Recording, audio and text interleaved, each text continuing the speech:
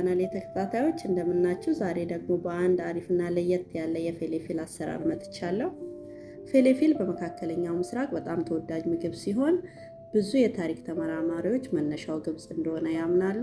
በኋላም ወደ ሊባኖስ፣ ሱሪያና በሌሎች ሀገሮች ተስፋፍቶ ዛሬ በመላው ዓለም የሚወደድ ምግብ ሆኗል። ታዲያ ይህንን ልዩ ጣዕም ያለው የቤት ውስጥ ፌሌፊል ለማዘጋጀት ግማሽ ኪሎ ሽምብራ ዘፍዝፌ ያሳደርኩና በማግስቱ ውሃው ጥርት እስኪል 2-3 ጊዜ አጠብኩትና ውሃው ጥንፍፍ እስኪል ትንሽ አስቀመጥኩት። ከሽምብራው በተጨማሪ የሚያስፈልጉን ግብአቶች ቀይ ሽንኩርት፣ እርጥብ የድንብላል ፍሬ፣ ነጭ ሽንኩርት፣ ሰባ ባህራት፣ ደርቆ የተፈጨ የድንብላል ፍሬ፣ ቤኪንግ ፓውደር፣ ጨው፣ ቤኪንግ ሶዳ እና የሎሚ ጭማቂ ናቸው።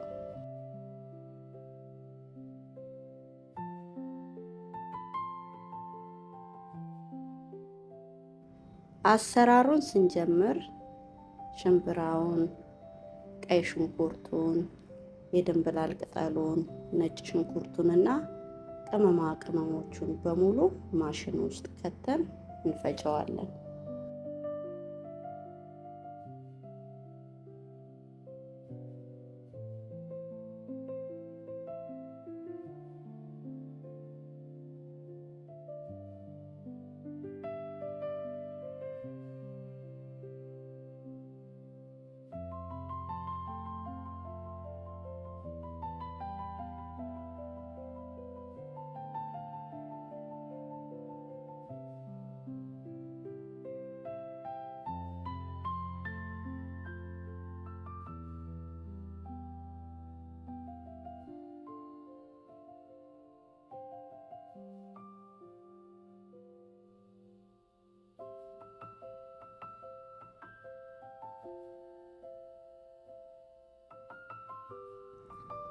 ልክ ፈጭተን እንደጨረስን ጎድጓዳ ሳህን ላይ እንገለብጠውና ቤኪንግ ፓውደሩንና ጨው ጨምረን ለ10 ሰከንድ ያክል እናሸዋለን።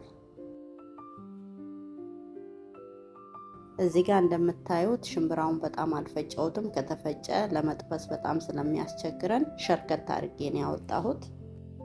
ቤኪንግ ሶዳውን እንጨምርና የሎሚ ጭማቂውን ከላይ እናፈስበታለን። ይህ የምታዩት አረፋ ቤኪንግ ሶዳው ከሎሚው አሲድ ጋር ሲገናኝ የሚሰጠው ተፈጥሯዊ ምላሽ ነው።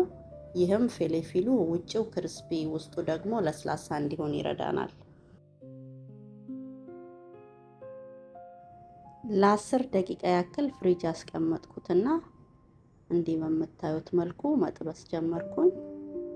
እኔ ቅርጽ ያወጣሁት በቅርጽ ማውጫ ነው። እናንተ ደግሞ ከፈለጋችሁ በእጃችሁ ጠፍጠፍ እያደረጋችሁ አለበለዚያም ደግሞ እያድቦለቦላችሁ መጥበስ ትችላላችሁ።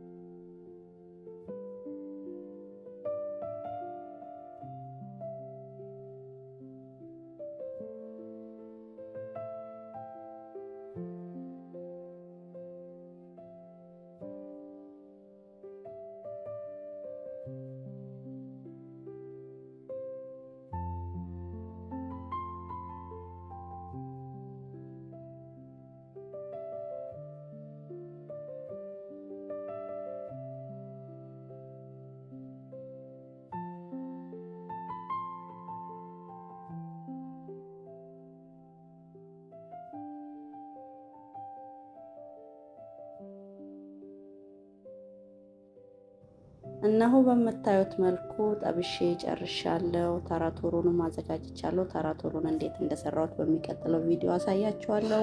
እንዲህ በምታዩት መልኩ ዲኮር አድርጌዋለሁ። ቪዲዮውን ከወደዳችሁት ላይክ፣ ሼር እና ሰብስክራይብ ማድረጋችሁን አትርሱ። ስለተከታተላችሁኝ አመሰግናለሁ። መልካም ቀን።